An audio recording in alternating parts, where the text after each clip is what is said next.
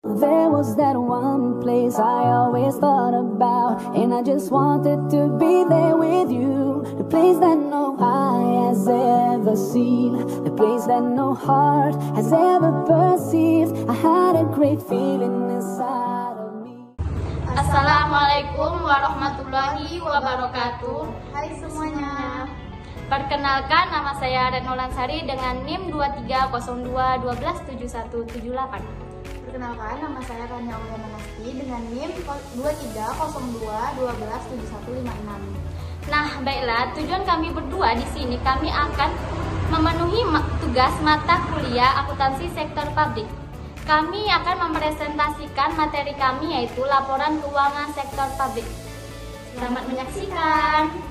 Laporan realisasi anggaran. Laporan realisasi anggaran menyajikan ikhtisar sumber alokasi dan pemakaian sumber daya keuangan yang dikelola oleh pemerintah pusat atau daerah, yang menggambarkan perbandingan antara anggaran atau realisasinya dalam suatu periode pelaporan. Adapun unsur yang dicakup dari realisasi anggaran yaitu yang pertama, pendapatan LRA, belanja, transfer, dan pembiayaan. B. Laporan perubahan saldo anggaran. Laporan perubahan saldo anggaran lebih menyajikan informasi kenaikan atau penurunan saldo anggaran lebih tahun pelaporan dibandingkan dengan tahun sebelumnya. Yang ketiga yaitu neraca. Neraca menggambarkan posisi keuangan suatu entitas, pelaporan mengenai aset, kewajiban, dan entitas pada tanggal tertentu. Yang pertama yaitu aset. Aset merupakan sumber daya ekonomi yang dikuasai atau dimiliki oleh pemerintah sebagai akibat dari peristiwa masa lalu, dan dari mana manfaat ekonomi atau sosial di masa depan diharapkan dapat diperoleh baik oleh pemerintah maupun masyarakat. Kedua yaitu kewajiban. Kewajiban adalah utang yang timbul dari peristiwa masa lalu yang penyelesaiannya mengakibatkan aliran keluar sumber daya ekonomi pemerintah. Yang terakhir ekuitas. Ekuitas merupakan kekayaan bersih pemerintah yang merupakan selisih antara aset dan kewajiban pemerintah. D. Laporan operasional. Laporan operasional menyajikan ikhtisar sumber daya ekonomi yang menambah ekuitas dan penggunaannya yang dikelola oleh pemerintah pusat atau daerah untuk kegiatan penyelenggaraan pemerintahan dalam suatu periode pelaporan. Unsur yang dicakup secara langsung dalam laporan operasional terdiri dari pendapatan LO, beban, transfer, dan pos-pos luar biasa. Masing-masing unsur dapat dijelaskan sebagai berikut. Yang pertama, ada pendapatan LO, adalah hak pemerintah yang diakui sebagai penambah nilai kekayaan bersih. Yang kedua, ada beban, yaitu kewajiban pemerintah yang diakui sebagai pengurang nilai kekayaan bersih. Yang ketiga, ada transfer, yaitu hak penerimaan atau kewajiban pengeluaran uang dari atau oleh suatu entitas pelaporan kepada entitas pelaporan lain, termasuk dana perimbangan dan dana bagi hasil.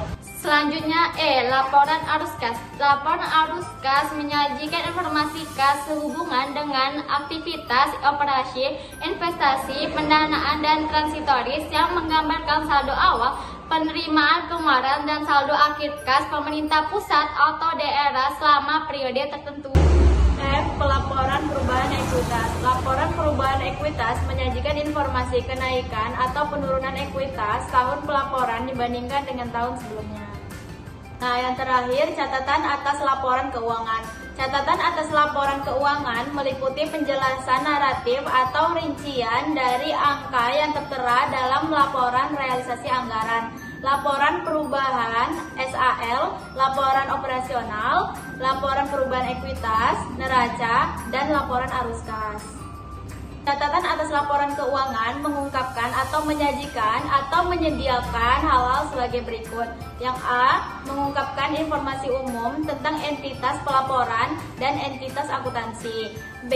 Menyajikan informasi tentang kebijakan fiskal atau keuangan ekonomi makro. C. Menyajikan ikhtisar pencapaian target keuangan selama tahun pelaporan berikut kendala dan hambatan yang dihadapi dalam pencapaian target. D. Menyajikan informasi tentang dasar penyusunan laporan keuangan dan kebijakan-kebijakan akuntansi yang dipilih untuk diterapkan atas transaksi-transaksi dan kejadian-kejadian penting lainnya. Nah, materi selanjutnya yaitu karakteristik kualitatif laporan keuangan. Karakteristik kualitatif laporan keuangan merupakan ukuran-ukuran normatif yang perlu diwujudkan dalam informasi akuntansi sehingga mencapai tujuannya. Ada 4 karakteristik yaitu sebagai berikut. Nah, yang pertama yaitu relevan. Laporan keuangan bisa dikatakan relevan apabila informasi yang termuat di dalamnya dapat mempengaruhi keputusan pengguna dengan membantu mereka mengevaluasi peristiwa di masa lalu atau masa kini dan memprediksi masa depan dan menegaskan atau mengoreksi hasil evaluasi di masa lalu. Nah, yang kedua yaitu andal. Informasi dalam laporan keuangan bebas dari pengertian yang menyesatkan dan kesalahan material, menyajikan setiap fakta secara jujur dan dapat diverifikasi. Informasi mungkin relevan jika hakikat atau penyajiannya tidak dapat diandalkan, maka pengguna informasi itu secara potensial dapat menyesatkan. Selanjutnya yang ketiga dapat dibandingkan. Informasi yang termuat dalam laporan keuangan akan lebih berguna jika dapat dibandingkan dengan laporan keuangan periode sebelumnya atau laporan keuangan entitas lain pada umumnya. Perbandingan dapat dilakukan secara internal dan eksternal. Perbandingan secara internal dapat dilakukan bila suatu entitas menerapkan kebijakan akuntansi yang sama dari tahun ke tahun. Perbandingan eksternal dapat dilakukan bila entitas yang diperbandingkan menerapkan kebijakan akuntansi yang sama. Apabila entitas pemerintah menerapkan kebijakan akuntansi yang lebih baik daripada kebijakan akuntansi yang sekarang diterapkan, perubahan tersebut diungkapkan pada periode terjadinya perubahan. Selanjutnya yang terakhir ada dapat dipahami. Informasi yang disajikan dalam laporan keuangan dapat dipahami oleh pengguna dan dinyatakan dalam bentuk serta istilah yang disesuaikan dengan batas pemahaman para pengguna. Untuk itu, pengguna diasumsikan memiliki pengetahuan yang luas dan memadai atas kegiatan dan lingkungan operasi entitas pelaporan serta kemauan pengguna untuk mempelajari informasi yang dimaksud. Halo teman-teman, selamat sore. Nah, di sini saya ingin berbicara hal penting yaitu tentang semangat belajar dan nasionalisme. Nah, dua hal ini saling berkaitan dan memiliki peran yang sangat besar dalam membangun masa depan kita dan bangsa kita. Belajar bukan hanya tentang mengisi otak kita dengan informasi. Belajar adalah tentang memperkuat diri kita sendiri agar kita bisa berkontribusi lebih besar kepada bangsa kita. Nasionalisme adalah tentang mencintai tanah air kita dan bekerja keras untuk kemajuan negara kita. Dan kita bisa menunjukkan cinta kita kepada bangsa ini dengan belajar dan berprestasi sebaik mungkin. Bayangkan jika kita menjadi seorang pemuda Indonesia, pemuda yang memiliki mimpi besar, mimpi untuk mewujudkan negara yang maju dan sejahtera. Kita dapat mewujudkan mimpi dengan cara belajar. Setiap kali belajar, kita tidak hanya dengan meningkatkan diri kita sendiri, tapi juga kita berkontribusi dengan kemajuan bangsa Indonesia. Nah, Bung Karno pernah berkata, beri aku 1000 orang tua, maka niscaya akan kucabut semeru dari akarnya. Beri aku 10 pemuda, maka niscaya akan kuguncangkan dunia. Nah, besar harapan beliau untuk menjadikan Indonesia menjadi negara yang sangat maju. Kita adalah harapan Indonesia dan kita merupakan agen perubahan. Nah, mari kita lihat kisah B.J. Habibie, yaitu salah satu putra terbaik bangsa Indonesia ini.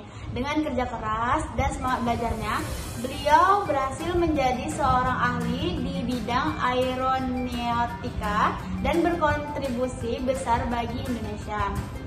Habibie menunjukkan bahwa dengan semangat belajar dan cinta kepada bangsa Indonesia ini, kita bisa mencapai hal-hal yang luar biasa dan membawa harum nama Indonesia di kancah internasional.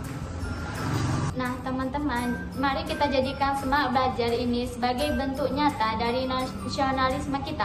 Ketika kita belajar dengan tekun, kita sedang mempersiapkan diri untuk memberikan yang terbaik bagi bangsa ini.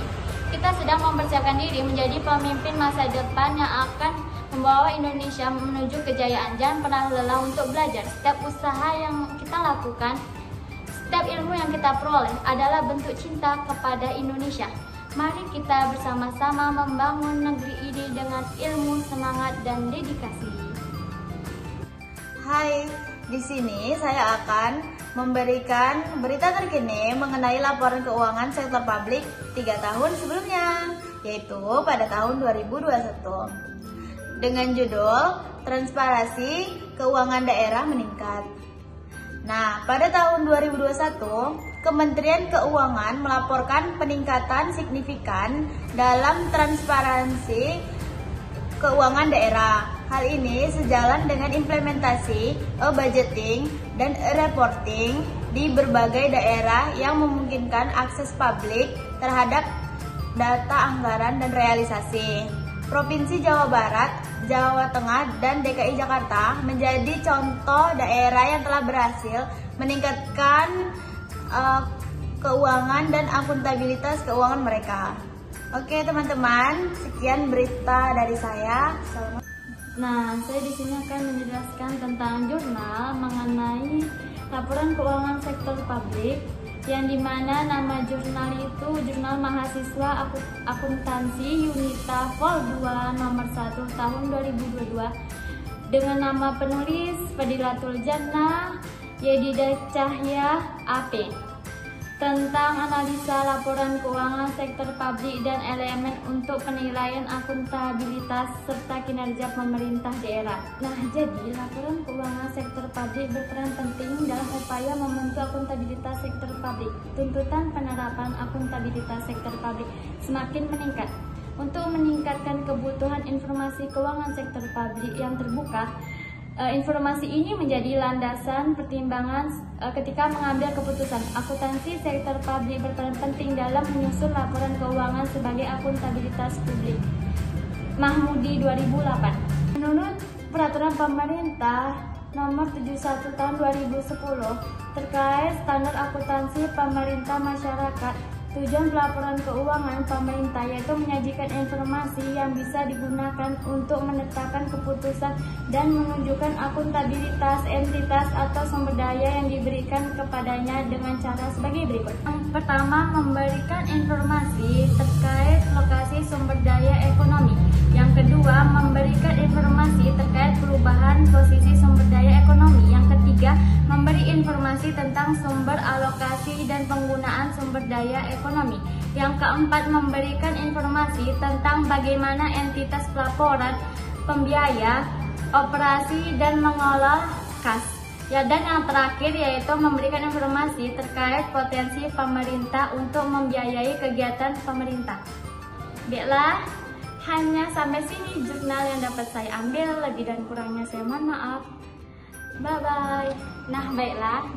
Cukup sekian sampai sini materi yang dapat kami jelaskan tentang laporan keuangan sektor publik. Lebih dan kurangnya kami mohon maaf. Wabillahi taufiq wal hidayah. Wassalamualaikum warahmatullahi wabarakatuh. Bye bye.